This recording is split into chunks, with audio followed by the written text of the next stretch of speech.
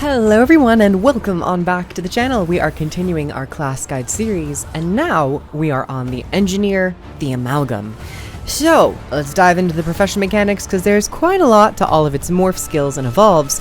We'll then go to the utility skills and finish up with some traits. Slimy Ooze Engineer is harnessing the power of the primordial slimy ooze. And with it, you get a whole bevy of new F abilities. These are customizable as well. And we'll start with the F1 because this is the only one that technically is not super customizable. It's still bound to whatever healing skill that you have. So if you go with any of the classic engineer skills, they'll just be the common F1. However, if you take the newest Amalgam utility heal skill, you will get the new symbiotic shielding, which gives you barrier and magnetic aura. Now this barrier is actually very important and we'll get into that as we go over all of the traits a little bit later. Let's dive into all of the morph skills individually. First up, we have Offensive Protocol Obliterate. This will create a giant blade to attack enemies, dealing quite a bit of damage and also breaking barrier entirely. Next, we will show off Offensive Protocol Shred. This will launch a bunch of projectiles in front of you towards your target and deal quite a bit of damage. Next, we have Offensive Protocol Demolish. This will summon a hammer to smash and bash and then do a final blow that has a cascading ooze strike. This will deal quite a bit of damage and is also a whirling combo. Next, we have Defensive Protocol Protect. This is a block for duration and then also will generate barrier because of some traits as well. And then we have Defensive Protocol Cleanse.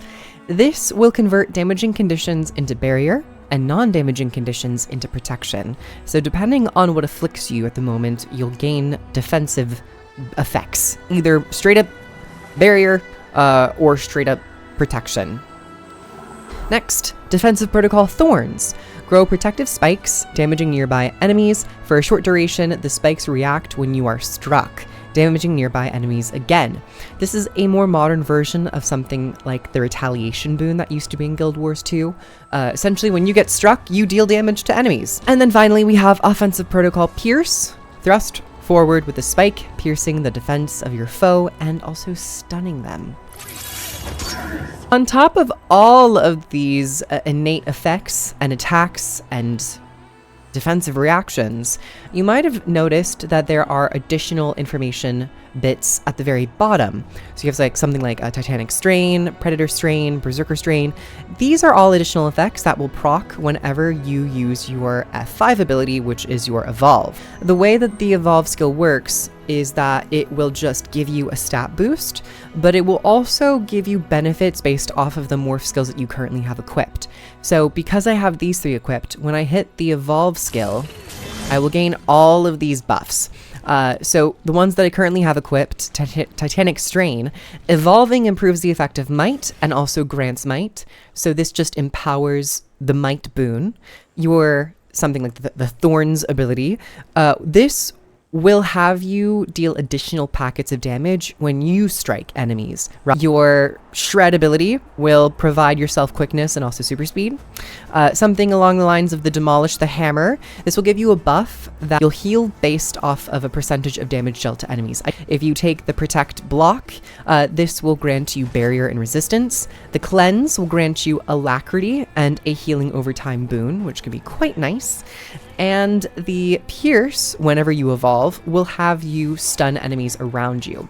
So I can pop this right now, gain all those buffs, gain that quickness and that might, and have all of my abilities, depending on the ones that you want to take, be even more powerful and set you up to really do your big one. However, you have to be mindful, you can only take 3 of these at a time. You can take 3 out of the total 7 morph skills that you can choose from. You can mix and match things depending on your encounter or depending on your build, and it gives you a lot of build choice and customization. And that is essentially the profession mechanic. It's a bunch of new tool belt skills and an even bigger personal buff with your evolve. On top of all of your profession skill changes for your F abilities, we have the new utility skills in the form of stances.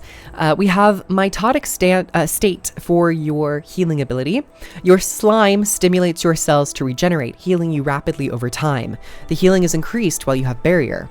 A lot of this spec plays around with barrier quite nicely, and of course with your F1 ability, symbiotic shielding, this gives you barrier straight up. So if you proc this into your healing ability, you will get that very strong increase of healing by 20% increased health regeneration over 5 seconds. The first utility we're going to talk about is plasmatic state. Superheat your body and lash out, damaging and burning enemies struck. Your outgoing strike and condition damage is increased for a duration. For the next one we're going to talk about is liquid state.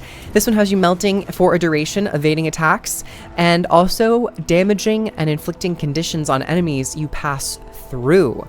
It just looks fantastic, and the fact that you can move while in this slime is incredible, and it is just a really fun ability to use. Next we have solid state. Leap into the air and land damaging enemies and inflicting a stun. You'll gain stability and increase your outgoing stun durations for a duration of 5 seconds. So after you use this ability for 5 seconds, all of your stuns will be empowered. And then finally, for the utility skills, we'll talk about gaseous state. This is your stun break. You will sublimate, breaking stuns from yourself. You'll remove movement impairing conditions and prevent their reapplications. This is quite strong, I would say, in competitive modes, especially with so many movement inhibiting effects going around. But not only does this prevent those conditions from being reapplied to you, this also gives you a 100% incoming fumble unrestricted percent. So this means, if you're familiar with the weakness condition, if you have weakness on yourself, your strikes you deal to enemies will be weakened and slightly reduced. This means that when you're struck, the damage will be converted into that weakened, fumbled state. So it's quite nice in terms of defense for removing conditions, breaking stuns, but also reducing the strikes that are coming onto you as enemies hit you. And finally, your elite skill is flux state. Your slime will rapidly spin around you, creating a magnetic field, pulling enemies in and dealing damage to them. It's just a lot of good damage and a lot of bleeding as well. The good thing about the Amalgam is that it's, of course, strike damage oriented, but it does have a good amount of conditions peppered into it. So if you want to play more of a Condi spec Amalgam, you absolutely can. Now let's move on to the Amalgam traits to show what you have to further augment and customize your builds with. Our first minors are going to be Hybrid Vigor, gain Vitality, and gain Barrier whenever you use a Morph skill. So this will just further give you access to more and more Barrier, which we can see throughout the traits. Next, Willing Host. Using a Morph skill increases your damage for a duration. This is just nice. It gives you a lot of strike damage and also a little bit extra condition damage. And it doesn't stack in duration or intensity. It's just you pop it. It has 10 seconds. Keep popping your morph abilities to keep this buff juggled on you. Now for the very first tier of Adepts, we have Stainless Steel. Convert conditions to boons when you use a stance skill or evolve. So all of your utility skills will now convert conditions into boons, which is very nice. And then whenever you evolve, you do the same thing. Innervating Alloy.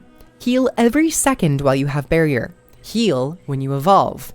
This is a very strong self-sustain trait to take, and one that I love using in open world because you have so much access to Barrier. You have Barrier on your F1 if you're taking the new healing skill. When you're just using any of your morphs, you'll gain Barrier with Hybrid Vigor, and there are other applications of Barrier not only from yourself, but allies around you that will, pop it onto you. So you're just gaining so much healing throughout fights. Then next, and finally for the Adepts, we have Hardened Chrome. Morph skills and evolving grant protection to yourself. Protection for your morph skills is a little bit reduced in duration, but whenever you evolve, it's 4 seconds of protection. And protection is very strong. It's minus 33% incoming damage. So if you don't want like replenishing lost health with the Innervating Alloy, and you just want to reduce that damage, you can take Hardened Chrome. For the Master tier, we'll have a Carbolic Composition. Amalgam skills inflict poison on hit. Poison you inflict lasts longer.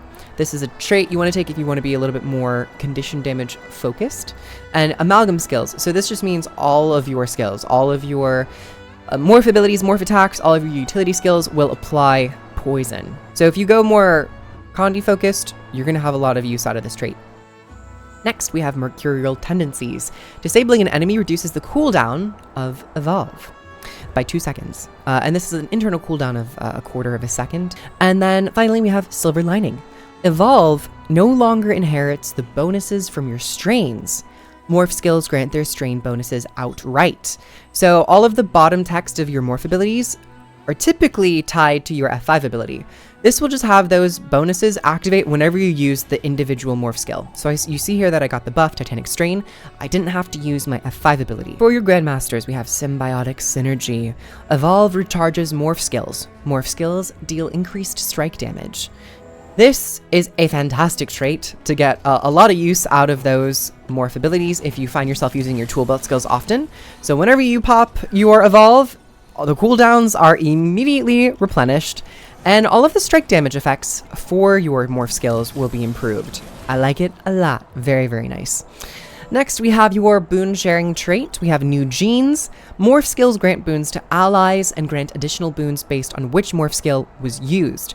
You have all the individualized boons that you can go over based off of the morph skills that you take, but outright, whenever you use F2, F3, or F4, you'll be granting Alacrity and Might in a very forgiving radius of 480.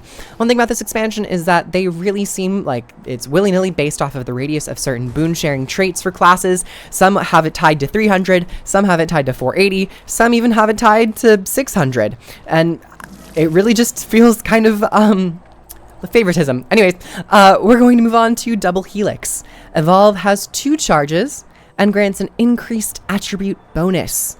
So baseline, you have 10% increased attributes whenever you use this, but because it's a 50% increase, half of 10 is 5, so it adds 5. That's how math works. And now you have a 15% increase to your attributes. This is very, very nice if you are looking to play more Evolve focused and just want that passive buff to whatever it is you're doing with all of your stats. But also having 2 charges is incredible, so you have a little bit more access to it.